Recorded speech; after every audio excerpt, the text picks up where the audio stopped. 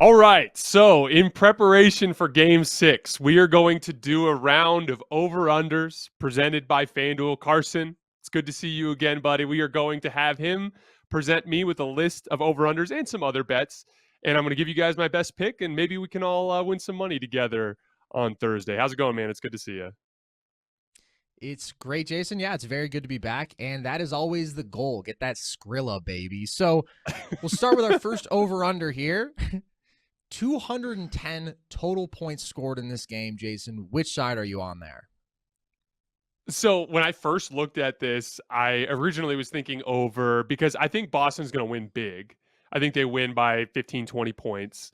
This game to me strikes as like the confluence of events that should lead to a Boston blowout. So first of all, they've lost 2 games in a row. The handful of times that that's happened this year, they've bounced back. I believe their average margin of victory after 2 consecutive losses in this calendar year is about just a hair under 20. So this is something that they do. They bounce back and they blow teams out. Also, Golden State has a tendency, as we've seen from the Memphis series and from the Dallas series, when they have a road closeout game, they kind of throw a punch in the opening minutes. And if it lands, great. And if it doesn't, they kind of punt and they kind of rest guys and get them ready for the next game. That all kind of comes together. Also, Boston, I think, as I've said throughout the series, I believe they have just a tiny bit more two-way talent so that when they throw the best punch, they're really difficult to beat. So I think all that comes together for a blowout.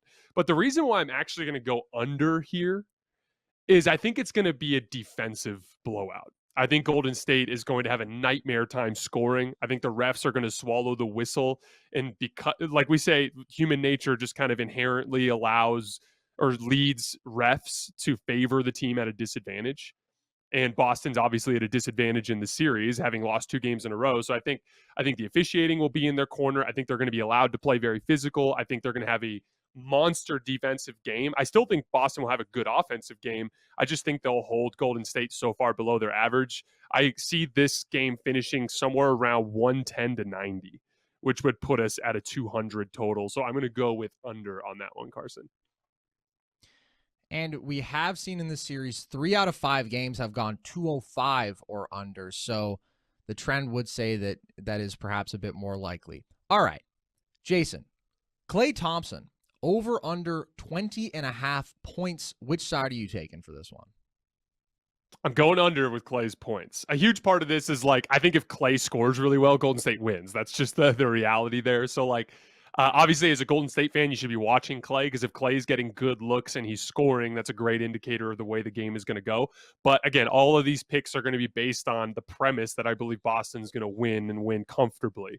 A couple notes. Klay Thompson in this series, I always like when I can see that the numbers match up with what I'm seeing with the eye test. You know, my approach to the game has always been a combination between the two. Like if you're seeing something with your eyes, but it's not backed up in what's happening on the scoreboard or in the box score, then that's probably an indicator that your eyes are deceiving you. And if you're looking at the stats and it's not manifesting in what you're seeing in the floor, then it's a example of the fact that the stats are deceiving you. And so in this case, when I've watched the games, I've watched every game in this series twice, sometimes 3 times, and Klay is not creating shots for himself off the bounce often at all. The vast majority of his shots that he's made in this series have come off of defensive breakdowns from Boston in one way or another, whether or not that's him coming off of a screen and a guy dying on a screen. You know, like Marcus Smart has gone under a bunch of wide pin downs with Klay in this series for some stupid reason. I have no idea why, but he's gotten free that kind of way.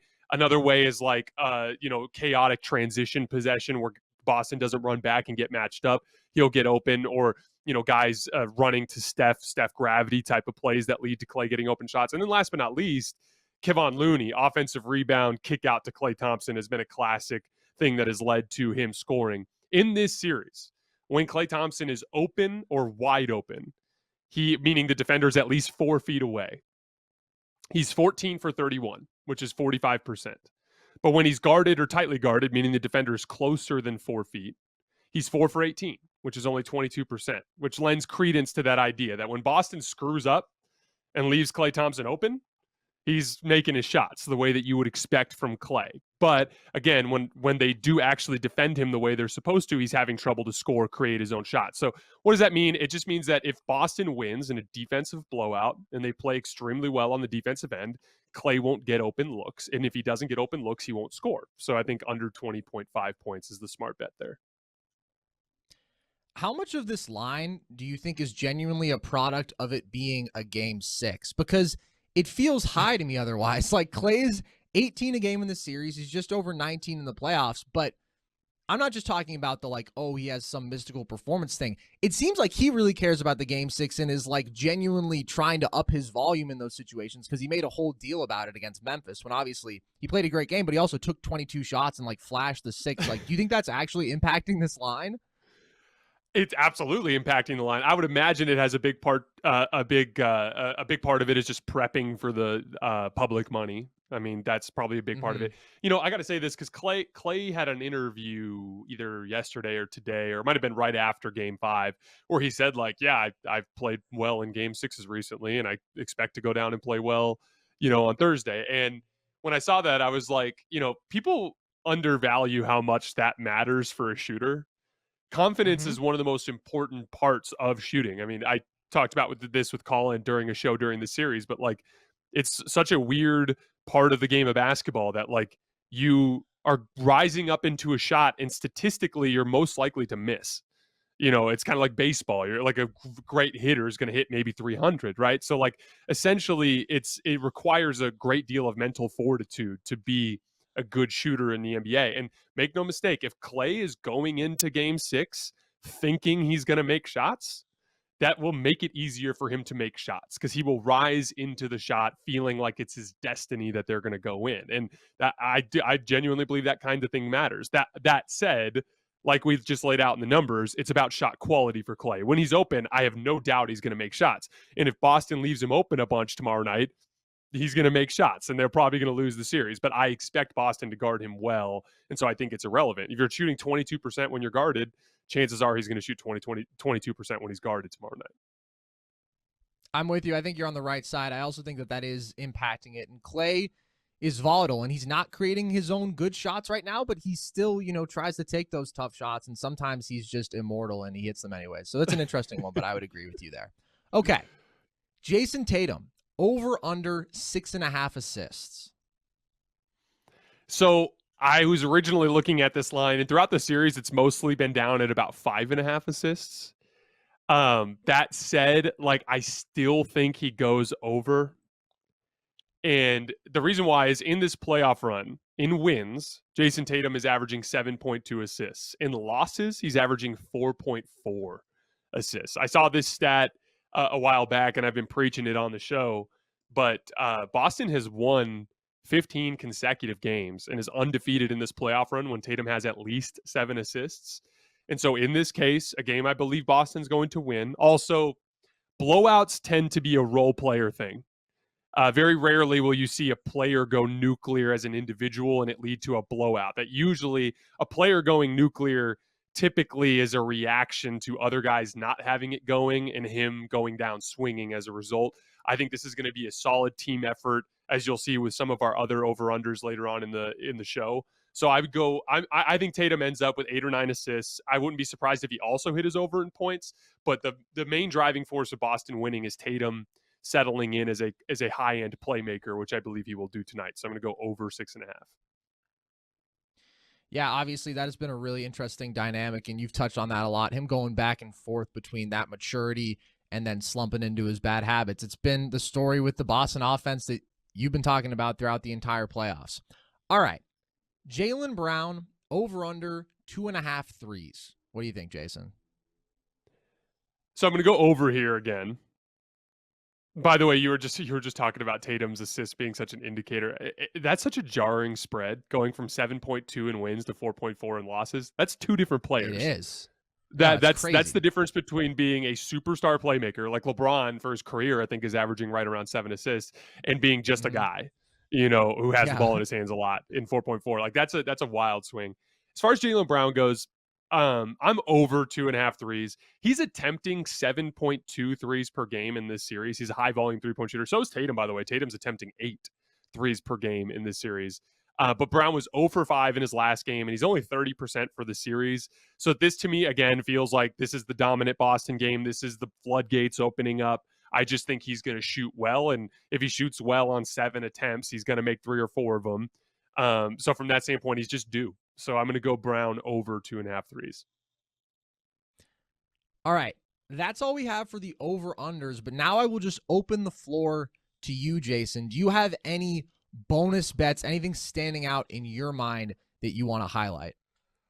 Yes, I do. I have 2 in particular. So first of all, Marcus Smart, 25.5 points, rebounds, and assists.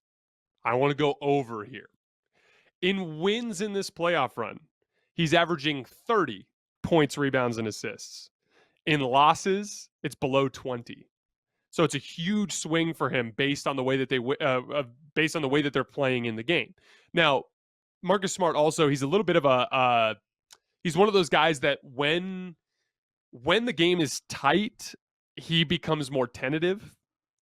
But he's a little bit of a front runner, and I mean that as a compliment in the sense that, like, when the game starts to get a little bit looser, when Boston's up 7, 8, 9, 10 points, he gets more aggressive. He's guns for the kill blow. He plays even harder. He crashes the glass more. His aggression goes up through the roof, which I think is the best indicator of that average that I just pointed out. Like a 10-point increase in points, rebounds, and assists going from a loss to a win is pretty significant. Again, all of these are based on the idea that Boston is going to win and win comfortably. So I like Marcus Smart over 25.5 points, rebounds, and assists. And then last but not least, Boston, an alternate spread is available, which you can get on FanDuel for all of these games, which has been one of my favorite things to bet over the course of this playoff run, namely because we had so many blowouts.